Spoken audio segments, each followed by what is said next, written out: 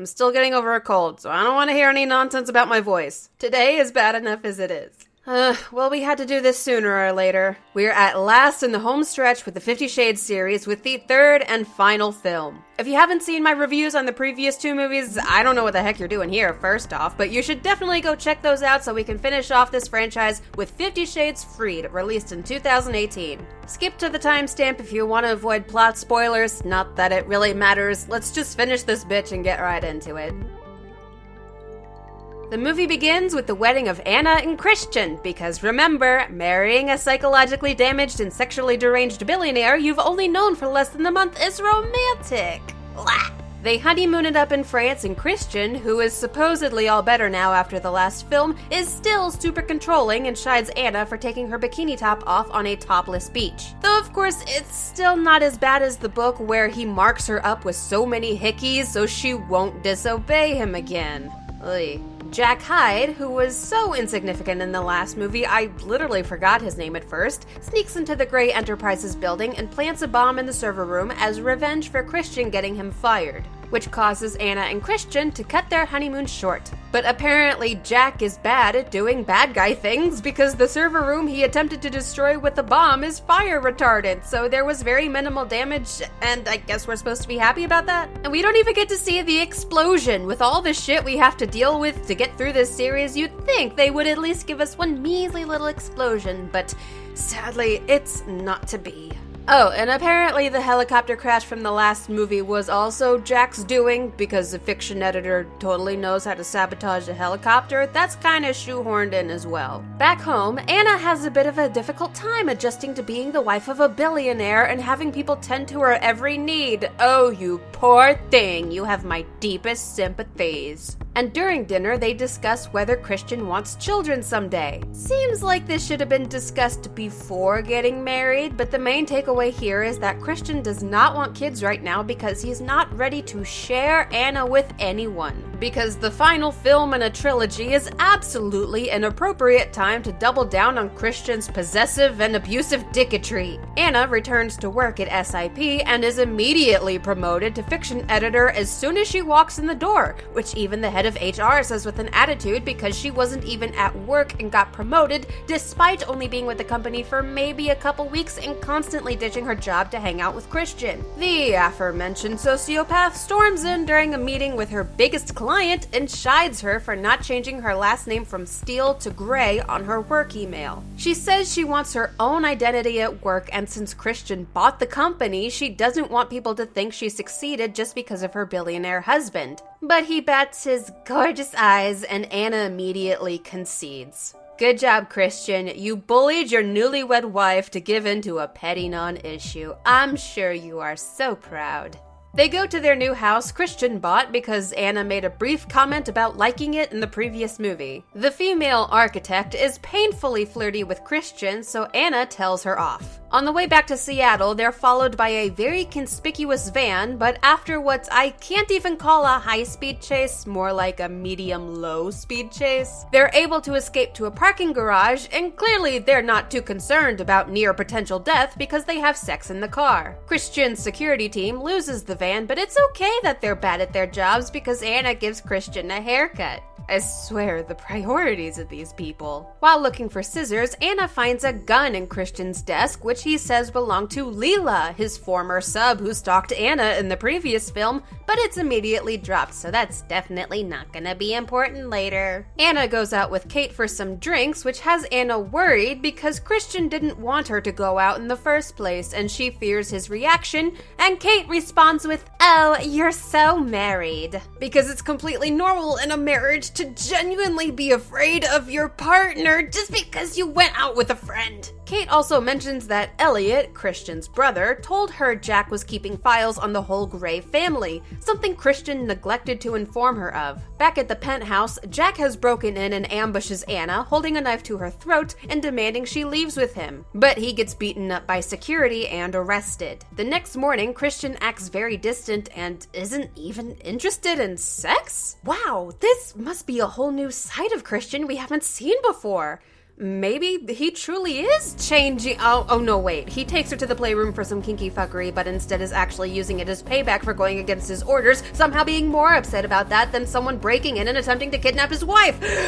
God damn it. He gets Anna close to finishing, but then suddenly stops several times, making Anna use her safe word for the first time, and she's actually appalled that he would use the bondage room as revenge. Are you though, Anna? Are you really surprised at this? Because no one else is. Literally not a single person. But it's okay, because he makes up for it by surprising Anna with a trip together to Aspen with her friends, whom they have zero consideration for when they have sex right on the kitchen table. I'm sure they didn't mention that when everyone was eating their cornflakes in the morning. There's also some half-assed side plot where Anna believes Elliot is cheating on Kate with the architect, the one who was very aggressively flirting with Christian. And she is also Elliot's ex-girlfriend, but then he later proposes to Kate at a dance club, and all suspicion is completely forgotten after that because apparently she was helping Elliot pick out the ring. And the whole situation is just super fucking weird. Back at SIP, the detective who arrested Jack comes to tell Anna that he's claiming they had an affair, and he's using that story to make it a he said, she said story to be eligible for bail,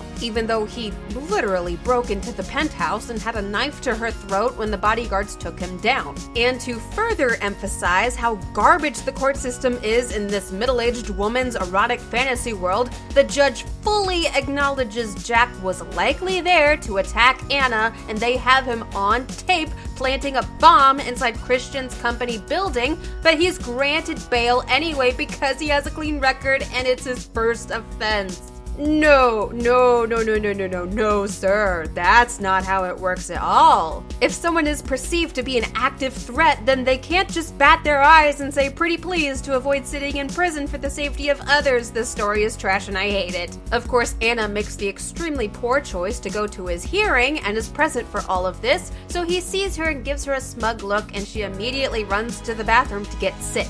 A light bulb suddenly clicks on in her very dim head that she's been negligent about her birth control, so she takes a trip to the doctor and surprise, she's pregnant. That's just what we need, these people freaking breeding. She tells Christian and he flips out, not being ready for kids and putting all the blame solely on Anna, even though I'm pretty sure he had a hand in making this kid too. And he leaves the penthouse, later returning drunk, and Anna discovers he was out with the proverbial Mrs. Robinson, the woman who seduced Christian when he was only 15 years old. And Anna and Christian have a big fight about it the next morning before she leaves for work.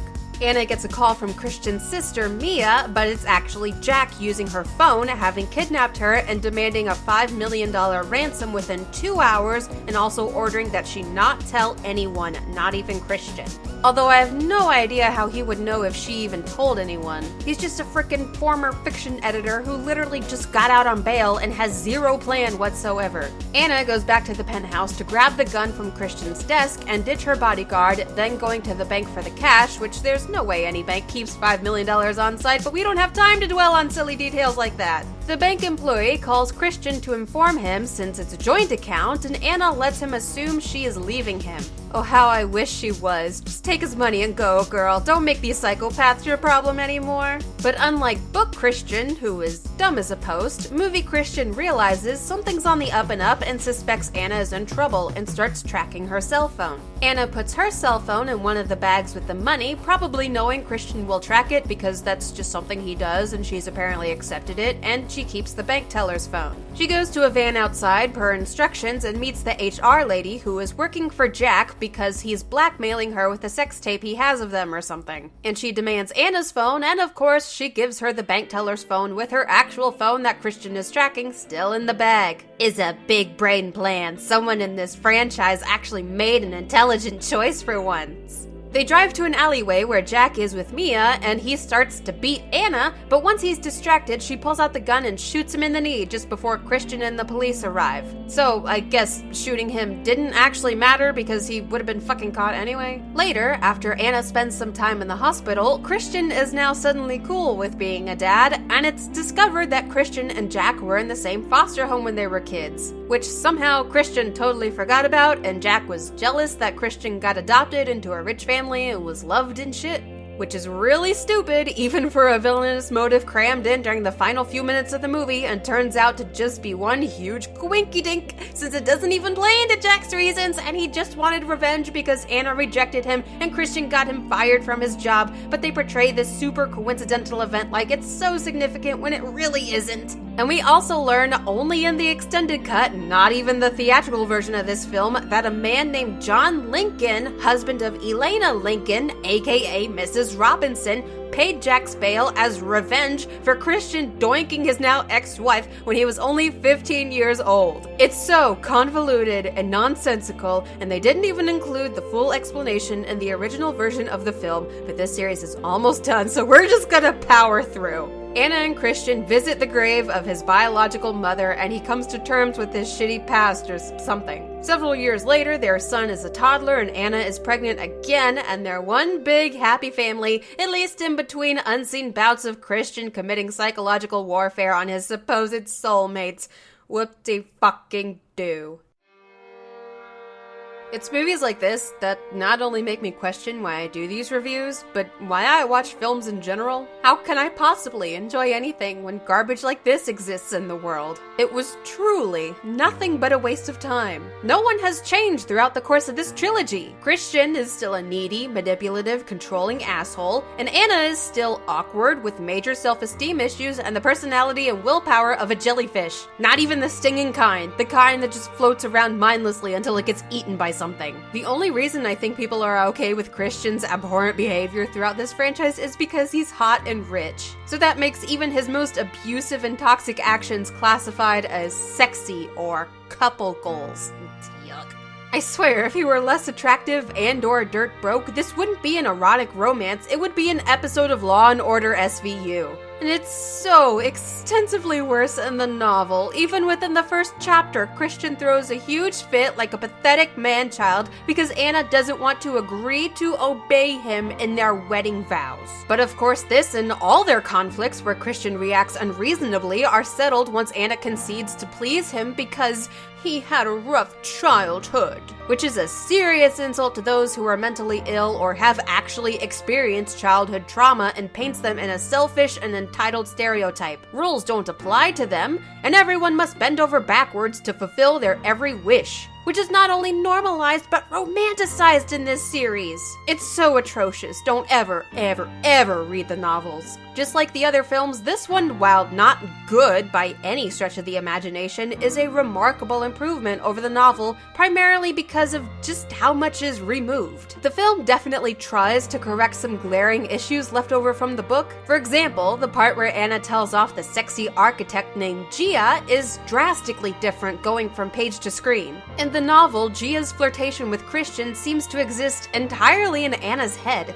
so when Anna threatens to have her fired, it comes across more as bullying, especially so when she scolds Gia for the plans to demolish the house and modernize it that were ideas originally presented by Christian. But Anna yells at her anyway when she's just trying to accommodate her employers and do her damn job. Though I suppose Anna has no idea what that's like since she's always leaving her work to go fuck around with Christian, pun fully intended. However, it seems like the filmmakers understood what Erica Mitchell was trying to portray in this scene better than she did, because they completely remove all subtlety from Gia's attempts at hitting on Christian, and her condescending attitude towards Anna is exaggerated to a near comedic extent. So this makes Anna's actions towards her seem more justified, like she's becoming a stronger character who can stand up for herself to everyone other than her husband. I'm sure that's what Erica Mitchell intended when she was coming up with this scene, but it's just not what she wrote, and the filmmakers get the idea across better than the damn author. I've avoided making judgments or assumptions on Erica Mitchell's life and relationship thus far, but it's difficult not to when lines exist in the book, such as Anna saying on her honeymoon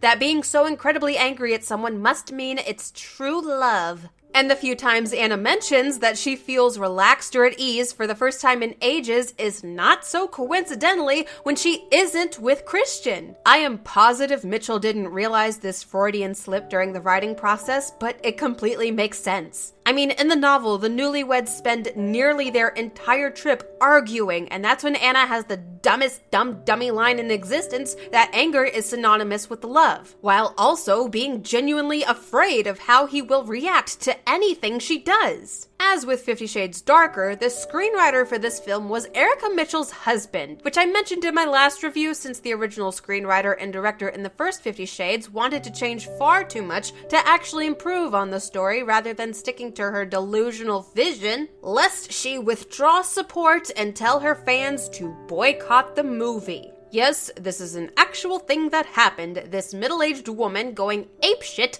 throwing a tantrum on set like a whiny child because people wanted to make her story better. I am never going to get over this. Ironically, Mitchell gaining complete and total control ended up only causing the film to suffer, because whereas the director for 50 Shades of Grey, Sam Taylor Johnson, put so much work into the film to polish this turd of a plot and paid attention to many details during this process, the actors went on and on with praise about how much they trusted her process and she helped them get into the proper headspace. With Darker and Freed, Dakota Johnson and Jamie Dornan, who play Anna and Christian, literally did shots of whiskey before filming just to get through the day, because it's clear these people have no clue what they're doing. Like throughout the movie, there are various scenes that have a green undertone lighting, which is fine in nature, but in an inside setting, it is very unnatural and unsettling. So it would make sense to do this for a lot of the dramatic, intense scenes in 50 Shades Freed, but the most prominent scene they give a green undertone to is the goddamn wedding! This happy fairy tale moment between these two characters we're supposed to be rooting for, but let's face it, no one is, and now this wedding is even more nauseating to watch. Or when they're all at the nightclub when Elliot proposes to Kate, and somehow everyone can have a quiet conversation without shouting at each other, when in reality in an actual club this would never be able to happen. It's things like this that make this film seem so lazily made with a noticeable lack of creative energy. But hey, at least Erica Mitchell had the control she wanted with her vice grip on the balls of the new director and her screenwriter husband. Which is all the more confusing because everything is so diluted in the adaptation to the point of it essentially being a Cliff Notes version of the novel, removing countless pages of constant bickering, sex scenes, side plots that have no point and go absolutely nowhere. Because the second half of the original Twilight fanfiction version of this story that eventually became 50 Shades of Grey was still being posted when Erica Mitchell got a publishing deal. And you can tell exactly when in the writing process this deal was made because suddenly all the conflicts just disappear or get resolved instantly, and all the plot holes are hastily backfilled or at least tried like she just wanted to be done with the damn thing. I could rant about this for days, but I'm derailing. Even Christian's behavior, while still obviously not healthy or okay in any way, shape, or form, is still rather tame compared to the novel. Though, even toned down, I still want to throw him into a wood chipper, but I guess for movie Christian, I could do it head first rather than feet first for his written counterpart, so he dies a slower and much more painful death. He's still a dick, still treats his partner horribly, and instead of any genuine resolution, he gives her some extravagant gift, or they just have makeup sex, and suddenly everything's okay, instead of addressing the actual issue of why Christian is still an insufferable and frustrating asshole 3 movies in when he's supposedly changed and doesn't want to punish Anna anymore. Even though he does, just hours after a hugely traumatic event because she went out drinking with Kate. But like every other conflict between these two, this massive violation of trust is just dropped, never to be mentioned again. I swear, even flat earthers would have a difficult time believing this romance that, I will remind everyone once again, has only existed for no more than a few months. A few months, and they're married, with a child on the way. The two leads have better chemistry with all other characters except each other. And once again, there's an excessive overload of annoying pop songs to drown out the sheer awkwardness of these dull and joyless scenes of rich people doing rich things and having boring missionary sex. It's literally like they combined a cheesy, poorly written porno and a B-rated psychological horror film. And that's not to mention how much it muddles the line between kink and abuse, which I've already gone over quite thoroughly in my previous reviews. The most exciting parts of the movie don't even happen until the last 10 to 15 minutes. And it ends about as quickly as it begins, much like the sex between these two. It almost makes me feel bad for Twilight author Stephenie Meyer, almost, because while her series certainly is not Shakespeare itself, much as she would like it to be, it's now forever affiliated with this trash. Everything is horrible. The plot, characters, structure, music, tension, cinematography, dialogue, pace, development, consistency, tone, logic, and originality, glorifying physical and emotional abuse. What's interesting is that much like Stephenie Meyer, Erica Mitchell had written a version of the first story from the point of view of the male protagonist. Meyer had scrapped hers after test chapters were leaked online, but Mitchell had successfully published Grey, a retelling of 50 Shades of Grey as told by Christian. I believe it was released shortly after the first film, so both were being developed around the same time. So surely Erica Mitchell would have learned from her mistakes and used this opportunity to expand Christian's character past this abusive monster rather than doubling down on his absurd behavior. She wouldn't do that, right? Oh, that's exactly what happened? Well, fuck. So because of this, we know where this is going. 1 out of 10 for this shit conclusion to this shit series. But who cares? Fuck Erica Mitchell and everyone who helped make her rich off this trash. Forget 50 Shades Freed, I'm finally freed from this franchise. Let me know what you guys think in the comments below, and if you have any suggestions for movies I should discuss and review in the future. Thank you very much for watching. If you enjoyed this video, please leave a like and subscribe if you have not already. And until next time, I will see you guys later. Bye!